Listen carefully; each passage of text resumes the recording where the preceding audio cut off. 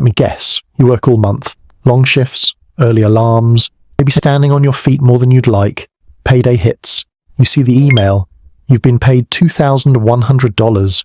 Nice. You open your bank app, $1,520, and suddenly you're staring at deductions like they're written in another language. Federal tax, state tax, Social Security, Medicare. You didn't authorize half of this, and yet, it's gone. Then someone mentions inflation, or interest rates, or recessions, or credit utilization, and you nod like you understand. But if someone asked you to explain it clearly, you couldn't. If that feels uncomfortably accurate, good. Because today we're rebuilding your financial foundation from zero. My name is Chris, and I spend way too much time thinking about how the financial system quietly controls your income, your savings, and your long-term wealth. If you're someone who earns money, but feels like nobody ever clearly explained how money actually works, make sure to hit the subscribe button and give this video a thumbs up if this helps you out. Look, let's challenge something immediately. Most people are not bad with money. They're undereducated about systems, and when you don't understand the system, you can't optimize it. So let's start at the first friction point everyone experiences. You earned $2,100. You received $1,520. Where did the rest go? Income tax applies to the money you make. Sales tax applies to the money you spend. Capital gains tax applies to the money your investments make. Social Security contributions function like a forced retirement program. Medicare contributions help fund healthcare systems. Here's what most people don't realize. Taxes are not random theft. They are structured redistribution to fund infrastructure, roads, education systems, regulatory bodies, public safety, national defense. You may not emotionally enjoy paying them, but structurally, they are the price of participating in organized society. Now here's where psychology enters. Behavioral economics shows something called loss aversion. Losing $500 feels more painful than gaining $500 feels good. So when you see money deducted from your paycheck, your brain reacts emotionally, not rationally. That emotional reaction prevents deeper understanding. Now let's zoom out. If you earn $60,000 annually and your effective tax rate is roughly 20%, you keep around $48,000. That's not about fairness, that's about math. And understanding the math allows you to plan instead of react. You deposit $1,000, you assume it sits safely in a vault. It doesn't. Banks operate on something called fractional reserve banking. They keep a fraction of deposits available. They lend the rest. If you deposit $1,000, the bank might hold $100 to $200 in reserve and lend $800 to $900 to someone financing a car or business. The bank earns the difference between what they pay you in interest and what they charge the borrower. That spread is their profit. Here's what most people don't realize. Your savings fuel someone else's opportunity. The system works because not everyone withdraws their money simultaneously, unless trust breaks. And when trust breaks, like during financial crises, you see how fragile liquidity can become. But modern banking systems include insurance structures. For example, in the US, deposits are typically insured up to $250,000 per depositor per institution. That insurance exists to preserve trust, because banking is not built on cash, it's built on confidence. Now we get to the most powerful concept in personal finance, interest. If you borrow $1,000 and repay $1,280, that extra $280 is interest. Interest is the cost of using someone else's capital. But here's where it splits. Simple interest applies only to the original amount. Compound interest applies to the original amount plus accumulated interest. And this is where it gets really interesting. Let's run math. $100 invested at 7% annually, after 10 years approximately $196, after 20 years approximately $387, after 30 years approximately $761. Now increase the starting amount to $10,000. After 30 years at 7% approximately $76,000. That's compounding, slow at first, then accelerating. Now flip it. If you carry $5,000 in credit card debt at 20% interest and make only minimum payments, the interest compounds against you. Your debt grows faster than your payments shrink it. Here's what most people don't realize. Interest is neutral. It does not care about your goals. It simply multiplies whatever side you're on. If you're paying it, it works against you. If you're earning it, it works for you. And the difference between those two realities determines long-term financial outcomes. You buy groceries, same items, higher price. Inflation is the gradual erosion of purchasing power. If inflation averages 3% annually, prices double roughly every 24 years. That means a $50,000 lifestyle today may require nearly $100,000 in 24 years to maintain the same standard. Here's what most people don't realize. If your money sits in cash, earning 0 to 1% while inflation runs at 3%, you are losing purchasing power every year. Quietly, without seeing a deduction. Inflation is invisible taxation, and this is why investing exists, not to gamble, but to outpace erosion. Let's connect what we've covered so far. You earn income, taxes reduce it, banks circulate it, interest multiplies it, inflation erodes it. These are not separate concepts. They are gears in the same machine, and once you understand the gears, you stop feeling confused, you start making structured decisions. Now that you understand taxes, banks, interest, and inflation, we need to zoom out, because money doesn't exist in isolation. It exists inside an economy, and economies move in cycles. Let me paint the picture. 1 month, everything feels stable. You've got a job, bills are manageable, maybe you're planning a small trip. Then headlines change, layoffs, markets falling, companies restructuring. And suddenly your sense of stability feels fragile. That's a recession. Technically, a recession is often defined as 2 consecutive quarters of declining economic output. But here's the thing, that definition doesn't matter to you. What matters is how it feels. Jobs become uncertain, spending slows, businesses cut costs, investments decline. Here's what most people don't realize. Recessions are not anomalies. They are part of the economic cycle. Think of the economy like breathing.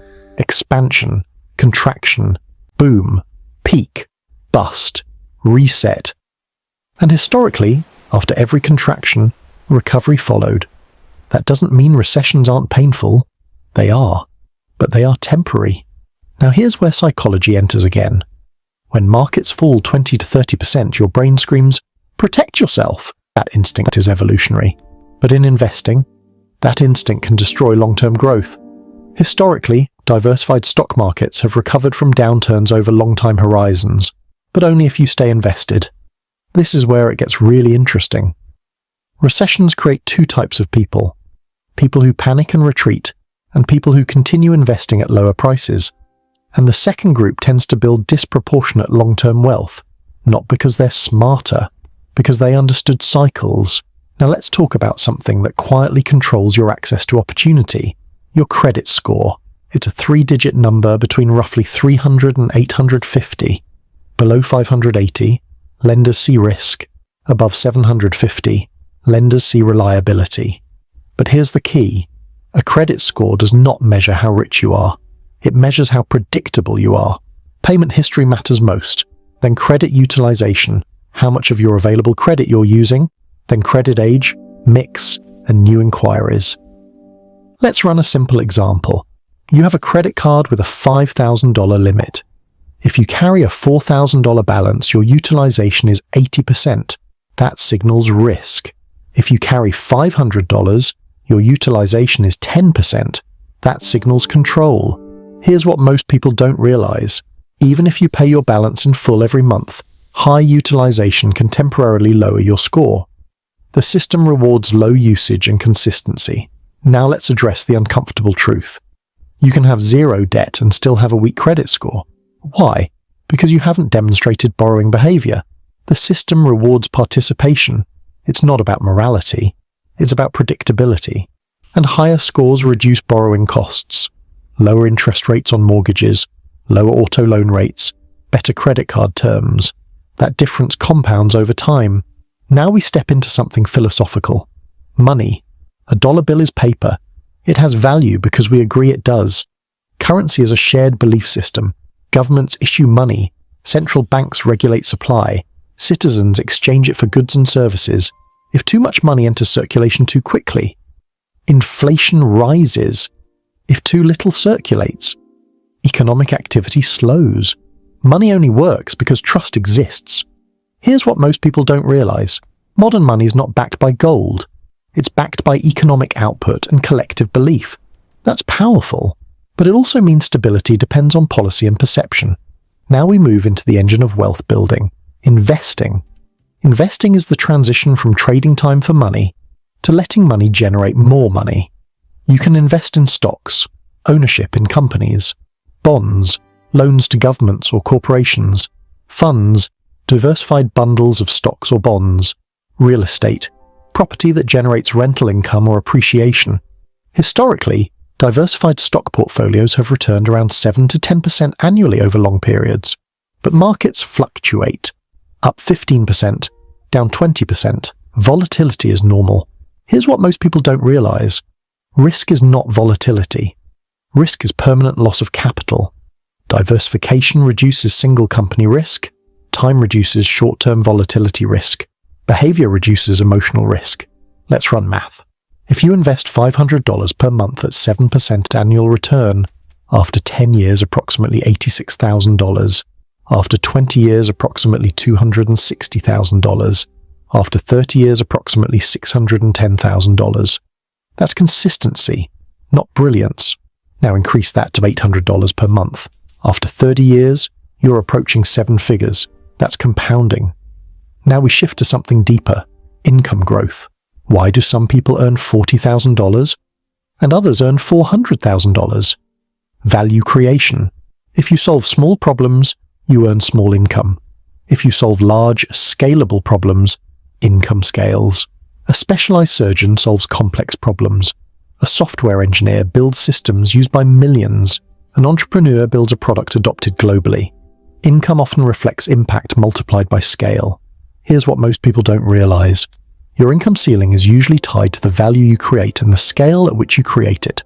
If you want higher income, increase skill, scarcity, impact, and scale. That's strategic leverage. Now we arrive at the most powerful force in finance. Time, not luck, not brilliance, not income. Time. Let's compare two people. Person A invests $10,000 per year starting at age 25. Person B invests $10,000 per year starting at age 35. Assume 7% annual returns. By age 55, Person A has roughly double the portfolio of Person B. Same annual investment. 10-year head start. Time multiplies effort. Here's what most people don't realize. Compounding is exponential. Exponential growth feels slow until it doesn't. The first $100,000 feels slow. The second $100,000 feels faster. Because growth starts contributing meaningfully. At $500,000 invested at 7%, annual growth approximately $35,000.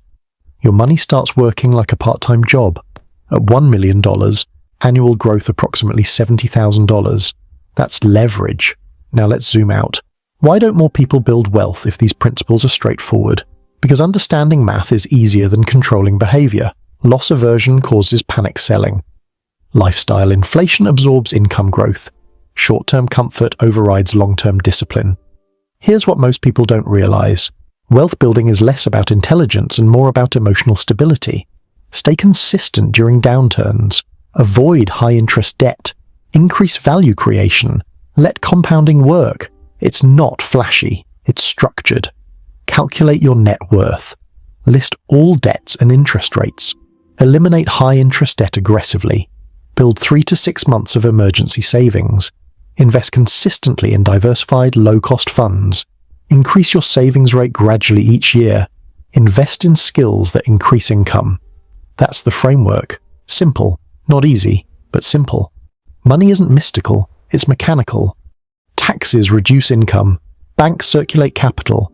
Interest compounds balances. Inflation erodes idle cash. Recessions reset cycles.